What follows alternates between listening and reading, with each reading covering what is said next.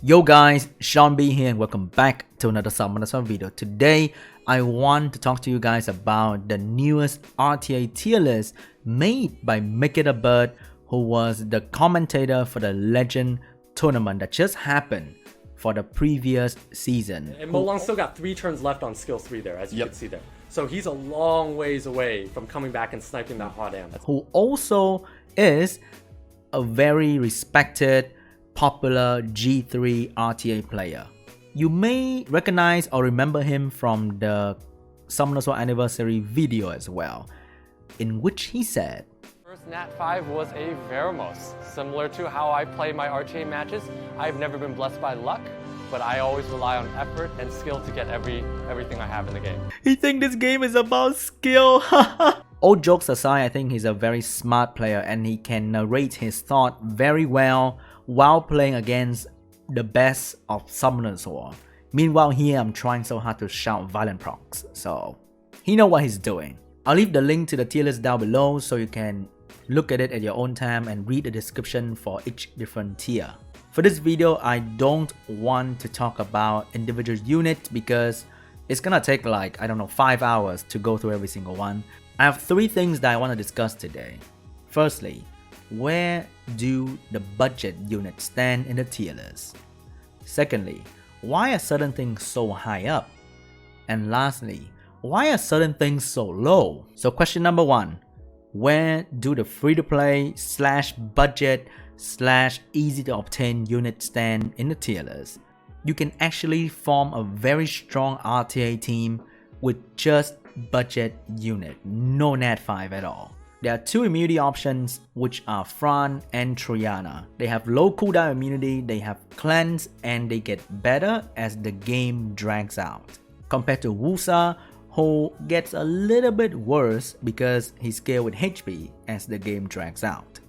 For the support unit, you have Water Fairy, you have Lauren, you have John, you have Bella, you have Rakuni, and then you have little Mav over there. So you don't lack free-to-play support.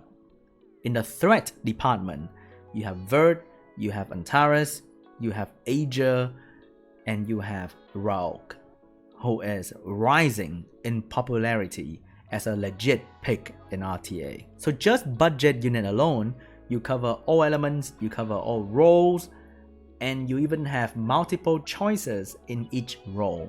The thing about using budget unit in RTA is that you need to have a little bit better rune quality compared to people who own Arta Ragdoll.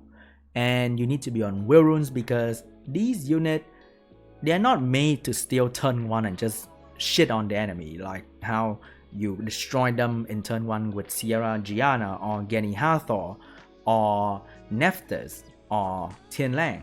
It's not like that. They are built to play the long game and they're gonna support each other and do little by little, not immediate destroying the enemy team. No such thing. So they require violent rune, they require will runes because if you're not taking turn 1, you better have will runes, and there are not a lot of good free-to-play speed lead. Shiner, wink. If you're not running speed lead, you are probably taking turn 2 and you need to have will and be tanky.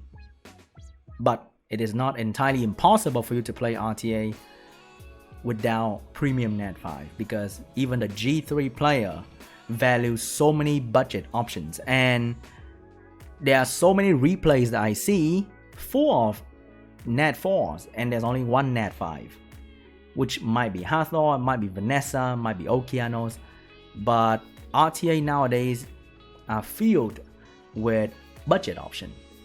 So if you say you're lacking units to do RTA, not really. You are lacking runes. Second question, why are certain things so high up in the tier list? Why is Hathor the same level as Yonhong, Artamiel, Ragdoll, Gianna? Hathor has the best AoE crowd control in the game. No elemental disadvantage, 2-turn crowd control, and even attack bar reduction. For 1 unit that she can reduce attack bar by 100%, that unit will be controlled for 3 turns. That's a lot of turns. No more defense break there. And we see Hathor with delayed promise up. Yep, So, delayed promise puts everybody down except the Vanessa. So What allows them to target that. Yeah, Freeman's in a lot of trouble here because this Aegir is going to be pumping out tons of damage into a team that is 2 turns left. I can actually go make tea, have lunch, watch a YDCB video, maybe watch another Jubago video, and that unit will still be sleeping.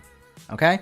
And on top of that, she has a full strip into 1 turn sleep, and her default attack weaken most damage dealers.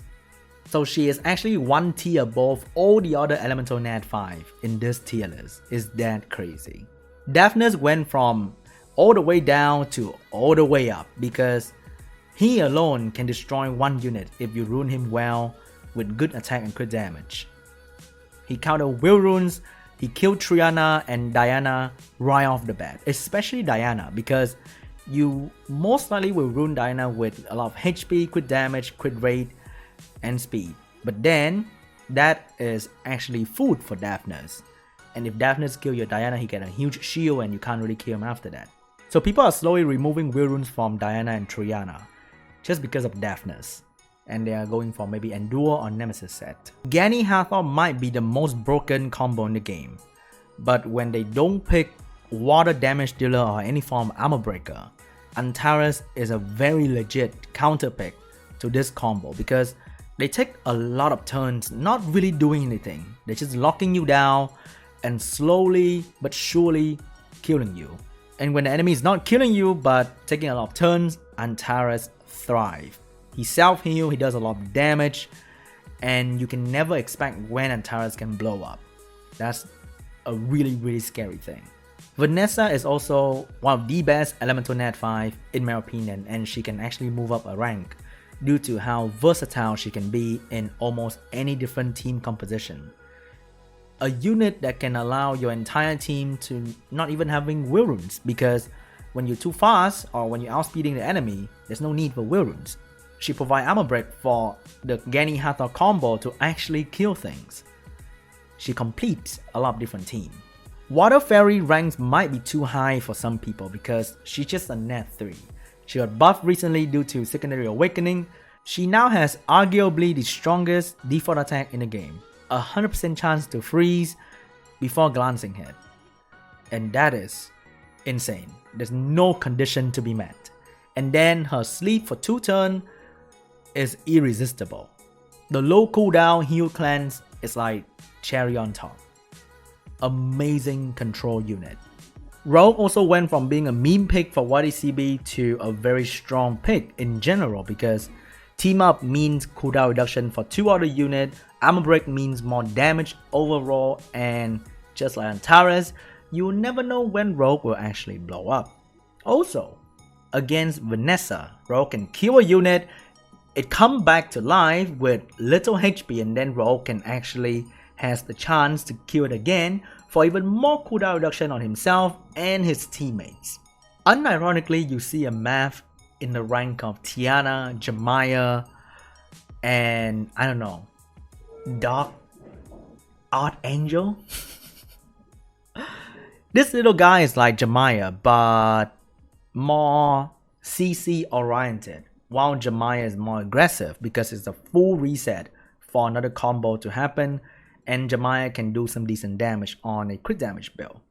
Math, on the other hand, is more control oriented and he doesn't reset the entire team, so you can't aggressively go for another combo. You need to wait a few turns, but in those little few turns, Math can help with provoke or stun. And Faint Memory, another popular G3 player, utilized Math really well against other G3 players. Who do you guys think is a little bit too high in this list? Let me know down in the comment section below. Those were interesting in my opinion. Now the last question. Why are some units so low in the tier list? Like, there's a tier for don't pick, and then there's a tier for garbage. Doesn't make sense, right? Because you do see them used, just not popular. For example, the Unfair Bear Fangyan is like C tier, while Molong Omega Low in 2019 is still A tier. When you look at Fangyan, he get controlled by so many of the top tier thing over there, and now there's a new boy in town that can strip his buff, armor break him and kill him in one shot. In the S tier, when it goes into late game, even some water unit can kill Fan Yin, like a Shihong or Josephine can stun Fan Yin pretty easily. Meanwhile, the ability to do fixed amount of damage without critting is really good against things like Artemir or Ragdoll.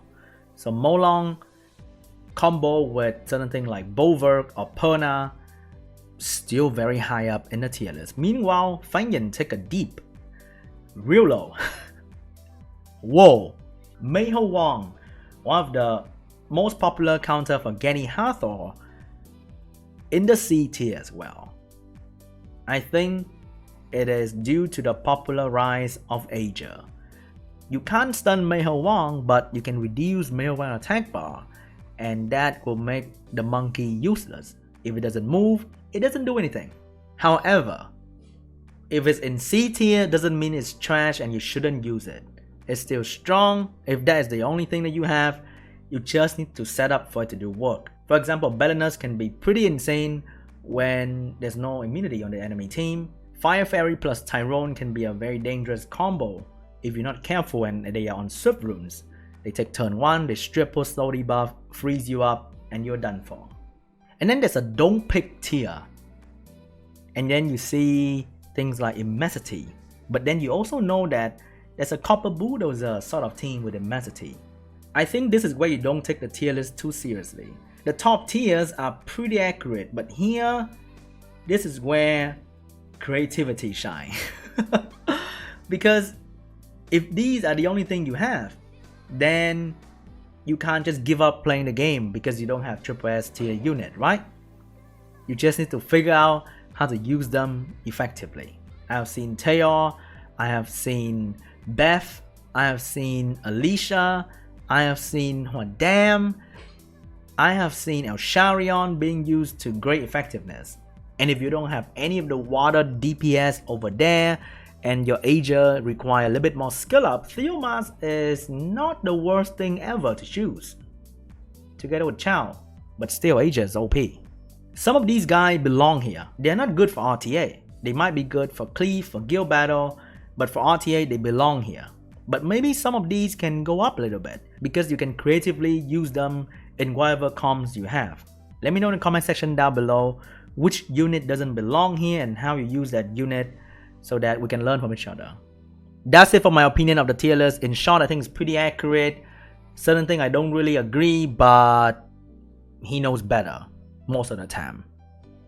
And I would love to hear your opinion because you should always read a tier list with a pinch of salt. And you should not take everything here like a Bible. Your friend who has triple S unit be like, oh my god, I can't rank up. But you with B tier unit is doing really well in the game, and that's, I think, is more satisfying. Right? That's it for me today. I hope you learned something. If you want more educational video, discussion type video, let me know in the comment section down below so I'll make more of them.